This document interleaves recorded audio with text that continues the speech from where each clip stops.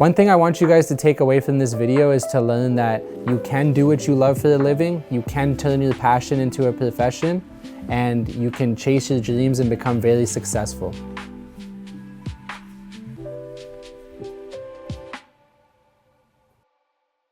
I started off as a photographer right out of college, and then in the pandemic, I opened up a music video production company. And since then, in the last 4 to 5 years, we've grown exponentially worldwide, doing music videos in the US, Europe, Canada, and beyond. And it all started with one music video in the pandemic. My friend Roy Woods, he called me. I had no prior experience to music videos before that. And I called my best friend Kale, and I told him, hey, let's try to film a music video. I know we're in the creative scene, we have cameras and we do photography, but let's try something new. So we filmed a music video in the pandemic. Everyone was in quarantine, so we were limited to one location at his house, and the music video has generated over 1 million views. And since then, we decided to start a company, and we've been booked out 6-7 times a week ever since 2020. I've directed for artists such as Friday, Coyle Ray, Chris Brown, Roy Woods, Nav, and more. And my specialty is in the music industry and film. I found my edge at Humber through a versatility of skills that I learned through all the programs and all the classes I was attending. The good thing about my program, which was digital communications, was that we got to learn a lot of different avenues in creativity, which helped us kind of pick our niche and what we love doing, which kind of helped me with photography. And then eventually I applied those skills into my videography business. And that's what I loved about this school, is that it brings people together of all different avenues, and we got to learn stuff off of each other, and it kind of secured my passion a lot, and it inspired me because I felt like I was around the same like-minded people. If I were to pursue something different, it would definitely be soccer. I know it's off topic, but that's what I was doing before photography. I played professional soccer in Italy, and I played for Genoa. It was an academy and a professional team in Italy at the time. And since I tore my ACL and never fully recovered, I know that's a classic story of an athlete, but my knee was super bad and never recovered. It was all over the place, and that inspired me to pick up a camera. Then I got into digital communications, and from DCOM, I went to music video directing. I'd honestly consider my latest work my proudest projects. I did have a photo I took. It was on a billboard in Times Square. A few of them actually were. And that was a big moment for me as a photographer, and it was a big milestone. But music video wise, big milestones for me were doing videos for people that I grew up listening to, like Chris Brown. Chris Brown was an artist when I was in elementary school. So when I got the chance to direct a video for him, and he was super nice and collaborative, and he actually told me, he's like, I love your work, just tell me what to do and I'll listen, this is your vision. So that was kind of a huge milestone for me to believe in myself and be like, wow, I can actually direct music videos, I actually am talented, and it's pushed me up into this point. Like, those moments really help you and motivate you as a creative. Back when I was doing photography a few years ago, I launched a photo book when I came off of tour with Drake and Migos, and it was doing well because I had a lot of concert photography in that book, and it was selling in Australia, small towns in Germany, Italy, France, South America, all over the US and Canada. So it was cool to see a lot of people who admired my photography work at the time buying my book. So that meant a lot to me. Right now we work closely with my good friend Friday. He's a big artist, and we just actually filmed a video for him last year called When It Comes to You, and it's at 90 million views on YouTube. The song's doing very well, and the video is very heartfelt and touching. It was about like falling in love with your day one, and a lot of people loved the direction of the video.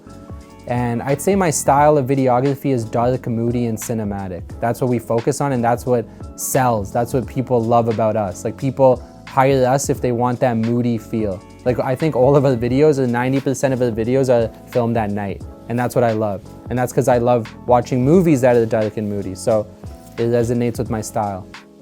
What comes with obviously being a director, I've gotten numerous brand deals with Adidas, Foot Locker, Jack Daniels. We've done a lot of campaigns and commercials. Sometimes I'm in front of the camera. So the creative industry is I love how it's influential now. So a lot of brands are collaborating with creatives, which has been amazing for my brand and our team.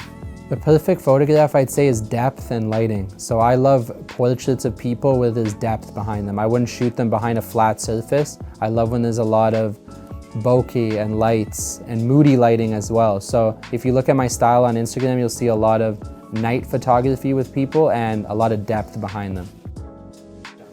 The most challenging project was definitely the Chris Brown and Friday video in Los Angeles because it was our biggest project at the time and we all flew down there, and it was a lot of changing plans, changing dates, changing locations. Some locations would cancel on us and we would think, wow, just my luck, like our biggest video, all these obstacles. But as a team, and we have such a good team because it's people I grew up with, went to high school with, family members, we all came together and we made that video possible and ended up being one of our biggest videos. So I feel like good things don't come easy, and that didn't come easy, and it was well worth it. So just some advice for the creatives: if you're going through something that's difficult and you don't feel like it's working at the time, stick with it because it pays off heavy. I feel like early on when we started music videos, we were unorganized. We would kind of just wing it because we didn't think we'd get as big as we were as a company. So we kind of, I wouldn't say unprofessional is the word, but we'd be unorganized. And then as the videos progressed and we'd get bigger gigs, we knew that we had to be organized, we had to prepare, and I learned the importance of pre-production. It's so important to plan with your team, have meetings, treat them well, and just have a good workflow. And teamwork is everything, it's important. Networking. I would touch base on networking a lot, and I preach this. That's why I even host networking events every year in Toronto. They're called Moments, and it sells out very well. We just had about 1,500 people at the last month. And networking is so important because I got some of my biggest clients just DMing them on Instagram, emailing them, messaging their managers. It changed my life. I actually just messaged Gary Vee, which was my most influential, motivational person. I said, hey, you motivated me. And then he DM'd me and he's like, come to my office, let's have a meeting. And I just went a few weeks ago, and to sit across from the person who made me start a company was so full circle moment. Everyone knows him. He's like the most motivational businessman. So Moments started in the pandemic as well. We had to postpone the first one because of the pandemic.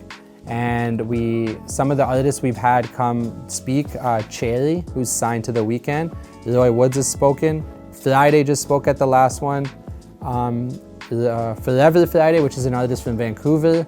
We had Melissa Mahood, which is the president of EXO, which is The Weeknd's label. So a lot of influential people in the music industry have spoken at these events, and the reviews of the guests who attended, they felt so inspired by these talks. So that's why I'm going to keep hosting them every year, and I want to do the next one in the US.